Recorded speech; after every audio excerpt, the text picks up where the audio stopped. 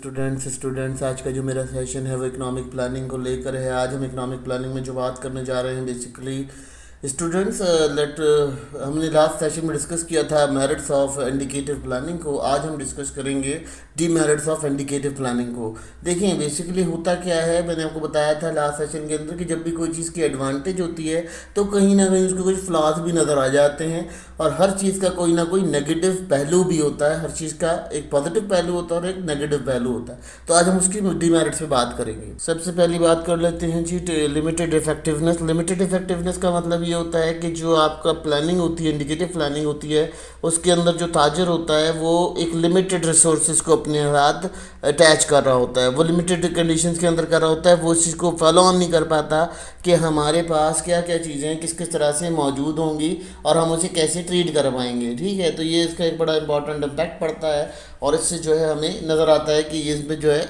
ये सबसे बड़ी लिमिटेशन इसकी नज़र आती है कि इसमें क्या होता है, इसमें आपको जो आपका इफेक्टिवनेस होती है वो बहुत डैमेज होती है। दूसरी बात क्या होती है जी, अब फोरकास्टिंग तो ये लोग कर लेते हैं, लेकिन क्या होता है कुछ इन्वायरमेंटल हैजर्ड्स आते हैं, कुछ इन्वायरमेंटल प्रॉब्लम्स आती हैं, कुछ सराउंडिंग में प्रॉब्लम्स आती हैं, जिसकी वजह से जिनकी फोरकास्टिंग होती है वो एग्जैक्ट वे में काम नहीं कर पाती। तो उससे क्या होता है, उससे जब इनएकुरेट आपका फोरकास्ट होता है तो ऑलमोस्ट जो आपका बिजनेसमैन होता है वो अपने हिसाब से डिसीजन ले चुका होता है और वो डिसीजन यहाँ पर काम नहीं कर पा रहे होते हैं। तो ये भी एक इसका फ्लॉ नज़र आता है और हमें इसकी कमज़ोरी नज़र आती है। अब देखें जी ब्यूरोक्रेसी में क्या होता है कि यहाँ ब्यूरोक्रेसी की कुछ कमज़ोरियाँ आ जाती हैं सामने, यानी इनएफिशिएंसी होती है ब्यूरोक्रेसी के अंदर। ब्यूरोक्रेसी को बहुत ज़्यादा बजट चाहिए होता है। जब हम इंडिकेटिव प्लानिंग कर रहे होते हैं तो उनको बहुत ज़्यादा इंडिकेटिव प्लानिंग को डिवाइड करने के लिए बहुत ज़्यादा कॉस्ट और बहुत ज़्यादा बजट चाहिए होता है। तो वो क्या करते हैं, वो जो ब्यूरोक्रेसी होती है वो काम नहीं कर पाती और प्रॉपर तरीके से, या उस चीज़ को इम्प्लीमेंट नहीं करा पाती जो लॉ या जो जो पोजीशन हमने वहाँ अप्लाई की हुई होती हैं वो उसे प्रॉपरली कवर कैरी नहीं कर पाती। तो यहाँ पर क्या होता है, यहाँ पर एक और फला बन जाता है, कमज़ोरी बन जाता है ये। के बाद क्या होता है जी, मिस एलोकेशन ऑफ रिसोर्सेज हो जाता है। सिंपल एज क्या होता है कि आपने अगर इंडिकेटिव प्लानिंग में मैंने आज सोचा कि मैंने एक मशीन बनानी है, उस मशीन पे मैंने तमाम रिसोर्सेज का इस्तेमाल कर लिया, मगर आगे जाकर वो मशीन जो है वो हमारे किसी काम की नहीं रही, तो हमें क्या करना पड़ेगा, हमें वहाँ प्रॉब्लम आएगी। वहाँ हम क्या करेंगे, वहाँ हमें वो चीज़ समझने में प्रॉब्लम हो जाएगी। तो वो उस वक्त हम जो डिसीजन ले रहे होंगे वो डिसीजन बाद में हमारा कैरी नहीं करेगा, इस वजह से हम रिसोर्सेज अपनी ज़ाया कर देंगे। सिंपली जो डिसीजन हम आज ले रहे थे वो डिसीजन जो है वो फर्दर आगे अच्छा होगा या नहीं होगा हम इसको नहीं देख पाते। मार्केट डिस्टॉर्शन क्या होता है जी, मार्केट डिस्टॉर्शन इस तरह से कह सकते हैं कि हमारे पास क्या होता है कि जब हमारे पास देखा जाए तो सप्लाई और डिमांड जो है वो नेचुरली चेंज होती रहती है। तो गवर्नमेंट ने जो चीज़ डिस्कस की हुई होती है या जो चीज़ आइडेंटिफाई की हुई होती है वो तमाम चीज़ें जो है मार्केट के अंदर इम्प्लीमेंट नहीं हो पाती। तो ये इसकी एक और मिस एलोकेशन होती है। इसको मिस एलोकेशन समझते हैं कि ये एक और हमारी जो है वो जिससे कहना चाहिए लिमिट है इसकी, और डीमेरिट्स है कि हमारी मार्केट जो है वो ऑटोमेटिक डिस्टॉर्ट हो जाती है, क्योंकि उसमें प्रोड्यूसर और उसके बीच में बहुत कंपटीशन हो जाता है। वो मार्केट में प्राइसेस हाई और लो करता रहता है।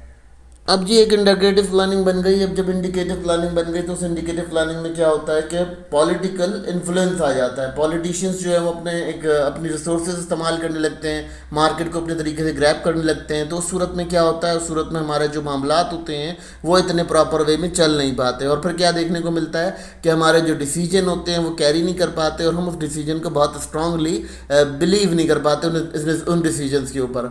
बेसिकली यहाँ ये पोजीशन भी हमारी एक डिमेरिट क्रिएट करती है इंडिकेटिव प्लानिंग। अब इसकी एक और डिमेरिट ये है कि अगर आपको एक्यूरेट डेटा नहीं मिलेगा तो आपकी जो प्लानिंग होगी वो प्रॉपर नहीं होगी। तो ये क्या करती है, ये प्लानिंग जो है डिपेंड करती है एक्यूरेट डेटा के ऊपर, और एक्यूरेट डेटा कभी कभार आपकी जो सोसाइटी होती है, जो आपका लेवल ऑफ लिविंग होता है, वहाँ पर ये डेटा मिलता ही नहीं है एक्यूरेट वे में। तो ये भी एक ज़्यादा आपका फ्लॉ बन जाता है, इसको हम कमज़ोरी समझ लेते हैं यहाँ पर। देखें बेसिकली क्या होता है, आप जो जिस ऑर्गेनाइजेशन या जिस इदारे से हम लोग लिंक करते हैं उस लिंक के अंदर हमें ये चीज़ समझ में आ जाती है कि हमारा जो डाटा है वो एक्यूरेट नहीं हो पाता। इस वजह से क्या होता है, हमारा जो डिस्कशन यानी जो फोरकास्टिंग कर रहे होते हैं फोरकास्टिंग रॉन्ग हो जाती है। इंडिकेटिव प्लानिंग में एक और बड़ा इंपॉर्टेंट काम आता है कि यहाँ पर हमारे पास देखा जाए तो करप्शन का बहुत ज़्यादा इम्पैक्ट आ जाता है हमारी लाइफ के अंदर, यानी हम बहुत ज़्यादा करप्ट होने लगते हैं, हमारे पास करप्शन का एरा बढ़ जाता है, हम करप्शन करने लगते हैं। करप्शन के साथ साथ हम क्या करते हैं, हम लोगों को बहुत ज़्यादा ग्रैब करने लगते हैं, हम अपनी पावर ऑफ इन्फ्लुएंस दिखाने लगते हैं, फिर इस तरह से मार्केट को हम मिसट्रीट करते हैं। तो ये भी एक हमारा जो है देखा जाता है डीमेरिट देखा जाता है इंडिकेटिव प्लानिंग का। ये बहुत ज़्यादा इंपॉर्टेंट हमारे लिए इम्पैक्ट क्रिएट करता है जब हम बात करते हैं अंडर डेवलप्ड नेशन के अंदर। तो अंडर डेवलप्ड नेशन के अंदर इंडिकेटिव प्लानिंग में ये फ्लॉस देखने को मिलते हैं। जब कभी हम देखते हैं कि हमारे मुल्क में क्राइसिस आ जाता है तो ये जो इंडिकेटिव प्लानिंग होती है, देखिए क्राइसिस तो एक जैसे कहना चाहिए कि एक्सीडेंटली कोई क्राइसिस आ जाए, तो जब हम इंडिकेटिव प्लानिंग के अंदर होंगे तो हमने एक चीज़ पहले से ही ब्रीफ की हुई होगी, ठीक है। लेकिन अनएक्सपेक्टेडली जैसे कोई क्राइसिस आ जाता है, कोई पेंडेमिक आ गया, कोई और चीज़ आ गई, कोई डिजीज़ आ गया जो वर्ल्ड वाइड या ग्लोबली हमें डिस्टर्ब करता है, तो उस सूरत में हमारे पास बहुत मुश्किल हो जाता है इंडिकेटिव प्लानिंग में संभालना उस सिचुएशन को, जो सिचुएशन क्राइसिस की सिचुएशन होती है, वहाँ हमें बहुत ज़्यादा इफेक्टिवनेस देखने को मिलती है। अब बात कर लेते हैं जी इसकी सबसे इम्पोर्टेंट चीज़ का, डाइवर्जेंस फ्रॉम मार्केट रियलिटीज़। यानी आपके पास क्या होता है, आपके पास ओरिजिनल नॉलेज नहीं होती मार्केट में क्या हो रहा है, तो इंडिकेटिव प्लानिंग वहाँ भी ज़्यादा आपको डिस्टर्ब करती है, क्योंकि वहाँ आपको मार्केट में पता नहीं होता कि मार्केट की ओरिजिनल ग्राउंड रियलिटी पे क्या हालात हैं। तो ये तमाम चीज़ें जो हैं वो एक फ्लॉस की तरह कंसीडर की जाती हैं, इनको हम फ्लॉस की तरह कंसीडर करते हैं, क्योंकि इससे क्या होता है मार्केट रियलिटीज़ आपको समझ में आ जाती हैं कि आपकी मार्केट रियलिटीज़ कहाँ खड़ी हुई हैं।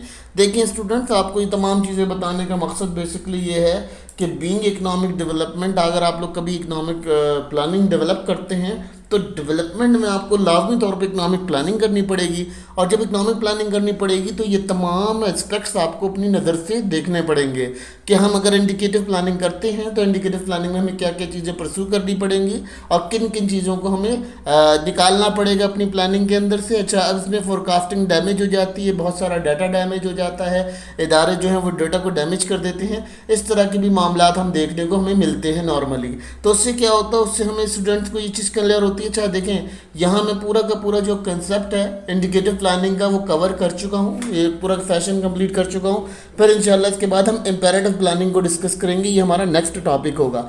लेकिन स्टूडेंट्स को यहाँ क्लियर करना ज़रूरी है कि इंडिकेटिव प्लानिंग जो है बहुत इंपॉर्टेंट है हमारे लिए।